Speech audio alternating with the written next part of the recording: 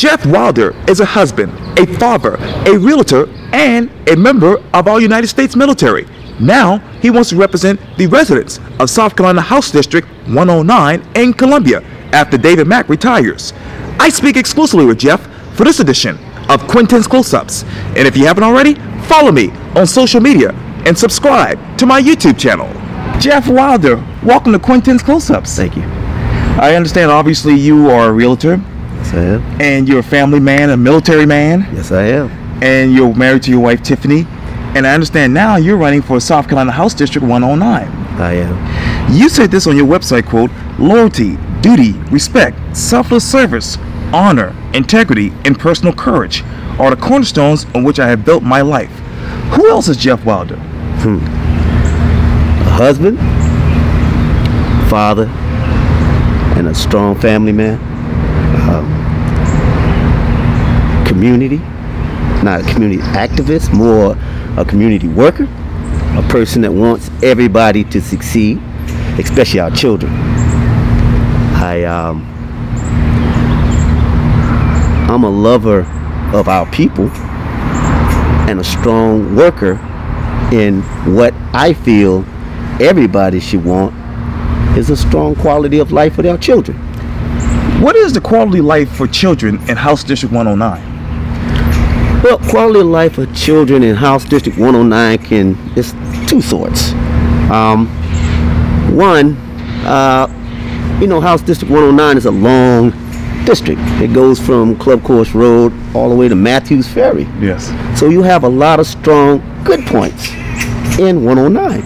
So I can't, when you're talking about just what it's like just for the children, you got good, bad, and the ugly from that long of a jurisdiction. I think the quality of life in certain parts are greater than other parts, but I feel once I get elected, hopefully I make enough stronger value for our families to come together so we can take the good and bring it into the bad ideas, and take the bad and take it into the good. And I don't want to say bad because I grew up in that same area where people would consider it bad, from Florence. And I grew up in a place called the Bottom, and everybody said it was a bad place, but me being there, I was home. So I didn't know no better. I also thought I was rich, but I lived in a 2-bedroom house with 6 other siblings.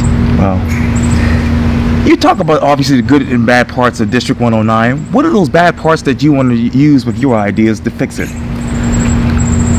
The bad parts that I want to use, and I shouldn't have said bad. Bad only on paper. Okay. When I go into these neighborhoods, we have to go back to the handshake, eye contact, do what you say you're going to do method. So first thing I want to do is motivate children to want to be involved, even in this process that we're doing now. Kids need to understand that everybody have an opportunity to do this stuff. You have to get educated in the way of knowing what's going on in your own community. What is going on right now in South Carolina House District 109? Whew. Well, brother, I really don't know what's going on exactly in House District 109 when you're saying located, where we located here or down in Columbia? In your District 109, the district you want to serve. Okay. When you're saying House District 109, where I live and where I've been there 20 some odd years, we're moving forward. It's not a lot going on other than an opportunity. We have a lot of opportunities because of Bourne and Bosch and all these places coming up for kids to get great jobs. Okay, so we are doing the right things. We just got my main thing is the school systems. Trying to get the schools more involved in an outer-based system. I mean, we have after-school programs, but they're not productive. We don't do a lot to that 13 and 18-inch group that 9 times out of 10 turns into our our crime. Our crime rate between 13 and 18 is the strongest crime rate, and it's our children. It's not nobody else's children, it's our children. So I say it's our children, our crime, and our traffic. Those are three things that I would like to base and see what happens more in the future. And let me get back to when you filed for office. What was that process like to file for House District 109? House District 109 filing for me. I showed you a clip of my mom's birthday. Sure. My mom's birthday is on March 8th. Now, on March 8th, I watched my mother and I watched the family sing to her. And I said, Lord, what can I do better? How can I help? You know, I'm just talking about my family as one. And he said, basically, I got something for you. But he didn't tell me then. My mother's March 8th, I'm March 17th. Right. Exactly 9 days from my mother's birthday till when I filed, 109. I filed because 15 years prior to that, my mother got ran off the road, left for dead, and now she's in my house, 82 years young, and when she looked at me, I knew I'm going to do something. One day I'm 82, I want to see my kids have that same look, that they understand that they need to be a productive citizen. So when it came to filing, it came easier to me, but my main thing was why. Right. I kept saying, why, man? Why would you put this on yourself now? Why would you involve yourself now in this headache of politics when you got a good life, good wife, good kids, and you go down the road of always been of service. Always been of service to people. All my life, service to people is the key. And tell me about your relationship with the residents, or really the constituents of House District 109. I've been there 20 some odd years, brother. I go up and down the roadway. Like, I'll give you an example. Yes, sir. The other day, when I told you a tree fell in my yard, right, we needed some stuff. Lowe's is right up the street. It's not in 109. So, Ace Hardware. Right. So I wait till the next day to make sure I go to Ace. My wife wanted a certain food. It's a crab place right in my house. I'm not going to go out of 109. Everything I do, I try to work within 109. Since I've been here, I've never been, I'm not saying I've never been out of 109, but at the same thing, everything I built, everything I looked, everything I try to do was in that district. And I think the constituents of that district understands, and they see me and they know me. So when I come in places, it's good to hear, how you doing, Mr. Wilder? From Food Lion all the way back down to Back to Green. Right. You know? Yes. It is what it is. Indeed. We love Back to Green. Oh, yeah. You also said this too on your website, quote, I believe that each of us has a duty of loyalty to seeing our country, state, and community function at its best. How would House District 109 function if you were a state representative? Well, first of all, it's not my seat. It's 109's seat. And that's the first thing I want to get across. What I'm going to do is create zones. I want a zone from Club Course to Cross County to 526 to 526 to with that Jacksonville Road. Right. From Jacksonville Road all the way to Matthews Ferry.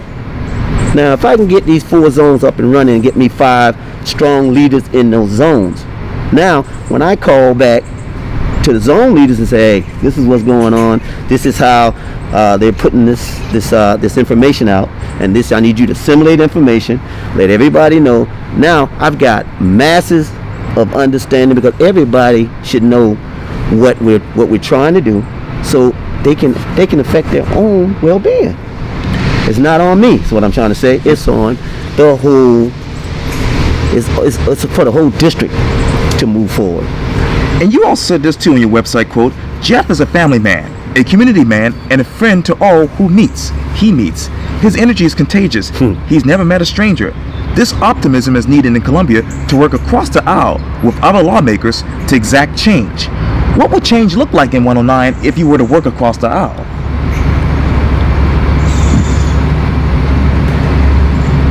Change in 109. If we work across the aisle, our young people will have a place to actually go, not a place to plunder in these streets. We need to give them a place to actually go to. Change. Our police officers is actually on the ground walking through our neighborhoods so the kids are not afraid of them. Change. Our roads, our streets will be better prepared for infrastructure, because we are busting at the seams with people that want to be in this area, and we keep building apartments and building this and building that, but we still have not understand that we need to have infrastructure, have better roads. All of those things they're not big things, they're little things.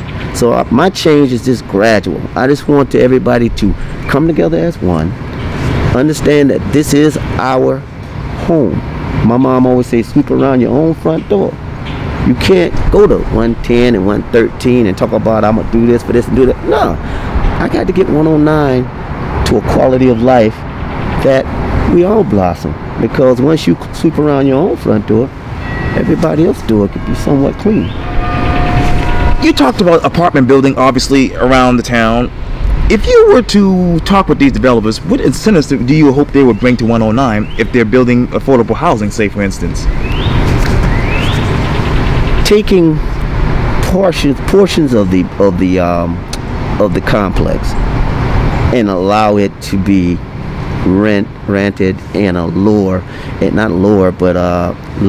lesser cost to some of these people, so they can at least have an opportunity to live in a better place.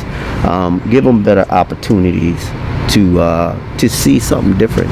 You know, it's hard when you never left Charleston and you see these beautiful places and you come back and you have to go back to your state of being. So I would just ask them over and over again, would you please allow more of our community to be within your base, because you're taking the homes anyway, you're tearing them down and you're building these structures. Allow these people that used to live in these homes to get back in their own community, and allow them to help us grow a better community within each other. How can you please tell these people to stop with, obviously, gentrification? How do you slow that down with the developers? Gentrification, there we go. You can't really slow it down. It's already there. It's out there and it's running. All we can do is better educate our youth. You better educate the youth that it won't continue to happen. It's got to stop somewhere. So in order to do it, you break the chain. And the way you break that chain is education, and allow these kids to grow and understand that this is what is happening now, and we can stop it. We can put up the wall, but it takes all of us. One or two people, every time somebody make a dime, the first thing they do is go to what? Different community. So they leave this property. And if you keep leaving your property and leaving your neighborhood, my wife hasn't left 109 all her life. And it's easy for us to move to Mount Pleasant and all these other places, but home is 109. 109. So we have to build a wall, build a barrier for all of the kids. Children is our answer.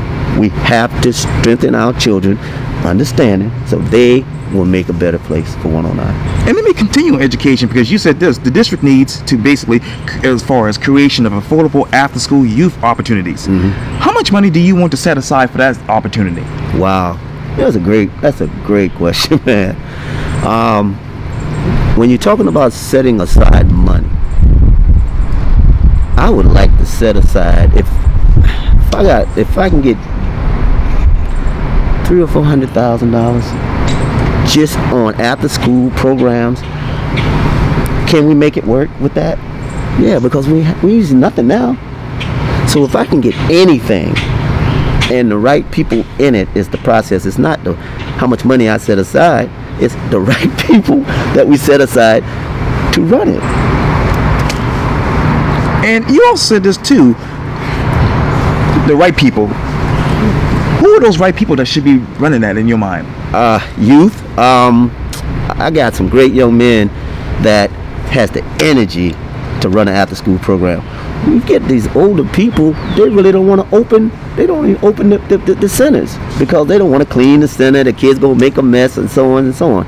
They don't have an after-school play. Yesterday, I'm in Ackerby, Right. the kickball competition. I mean, they doing the kickball thing. That is beautiful. But the Ackerby Center, nothing else open on a Saturday. Not only the after-school program, we want. What's wrong with Saturday's kids doing something? We have to get those people in place. That means people that want to be there.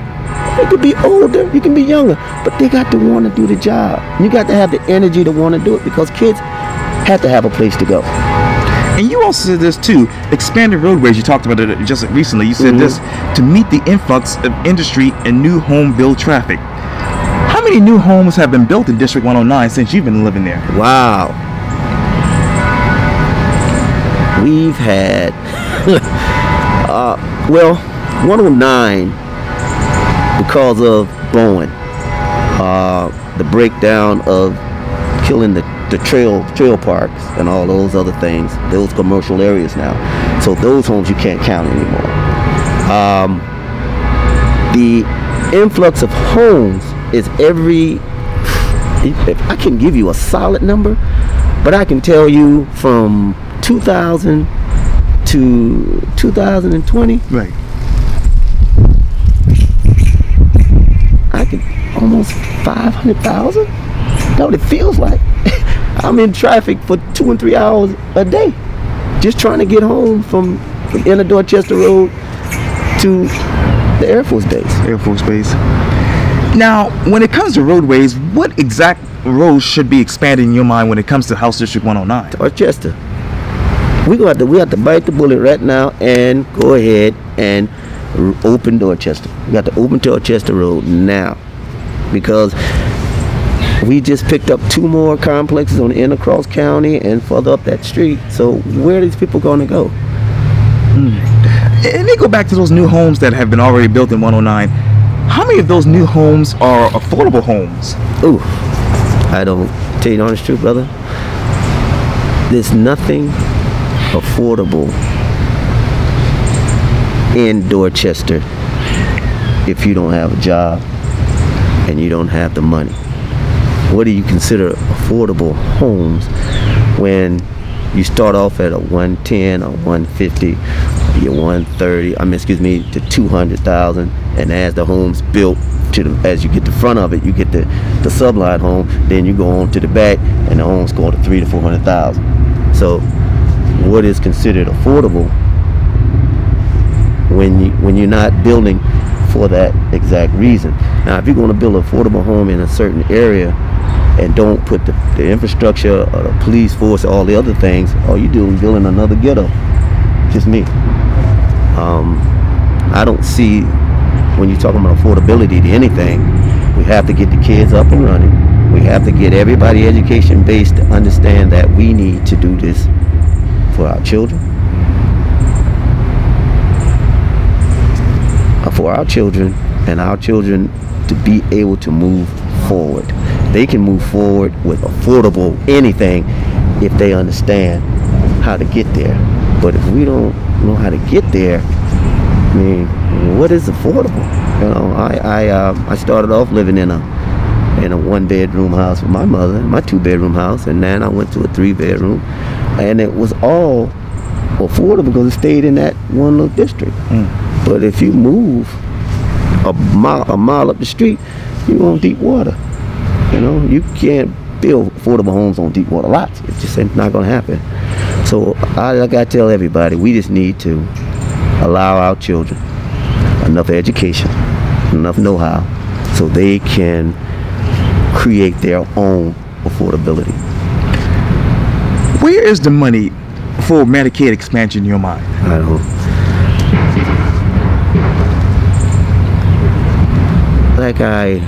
Medicaid, I don't know. where the money is for none of this stuff. I'm just trying to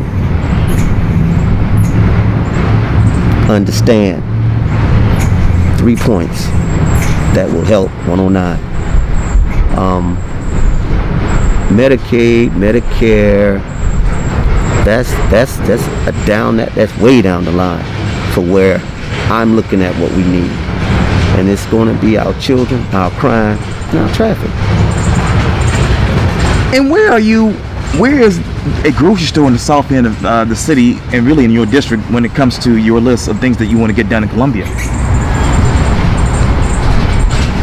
When you're talking grocery stores and all that, we have Food Line here, you got Food Line on the far end. Yeah, we have to travel a little bit.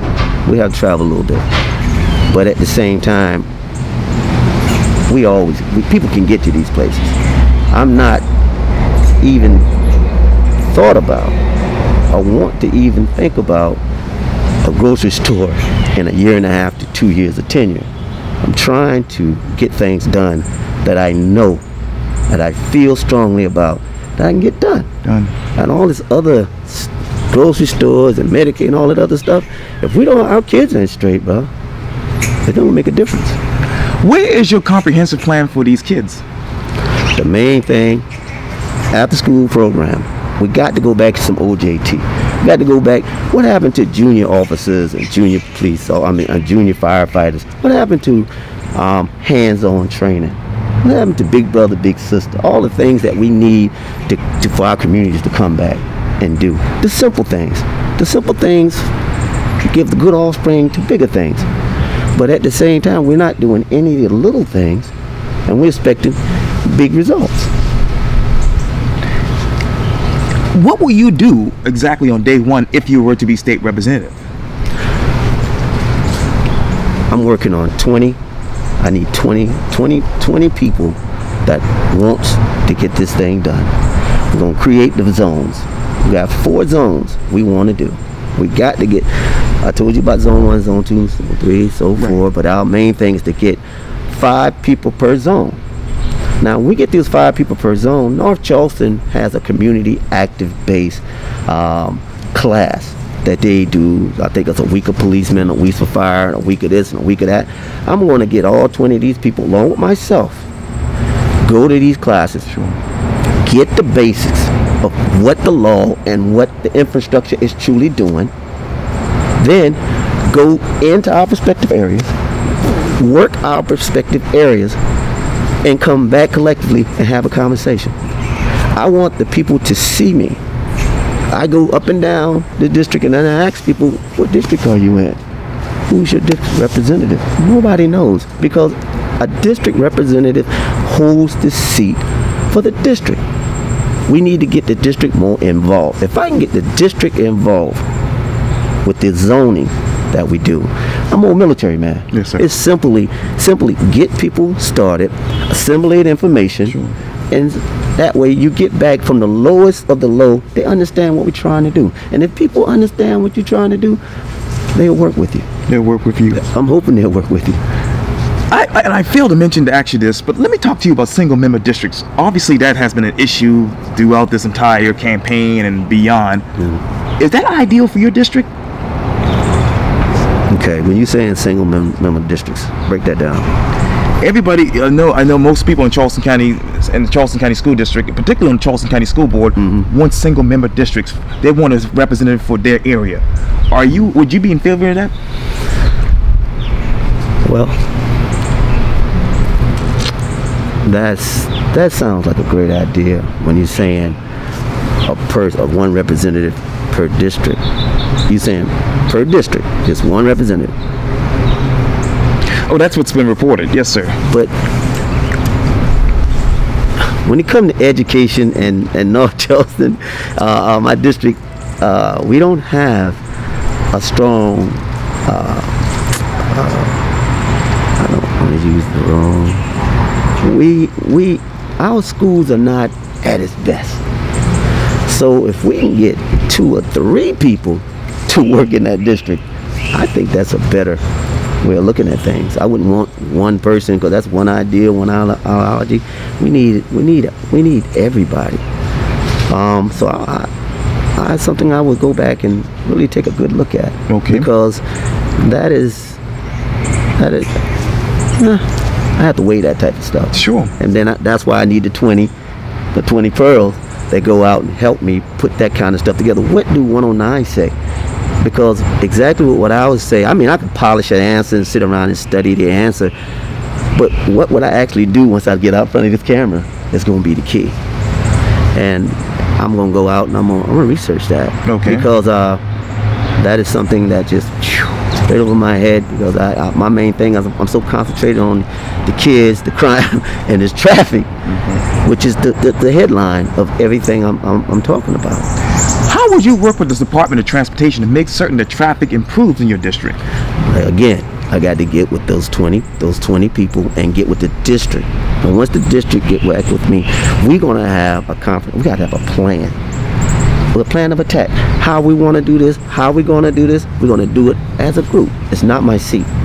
My main thing is that I want to interject, I want to get everybody together and we answer these questions as a whole. Now I'm up there bold saying, this is what we want, this is because of that, and I got people back there cheering. But by myself, okay. What I think and what I want to do, it's not going to happen. It's going to whatever 109 wants as a collective group, that's what we're going to do. Jeff Wilder, thank you so much for your time. And again, welcome to Quincy's Close-Ups. Before we leave, Happy Mother's Day. There you go. I forgot. Quintin done messed me up. Love you,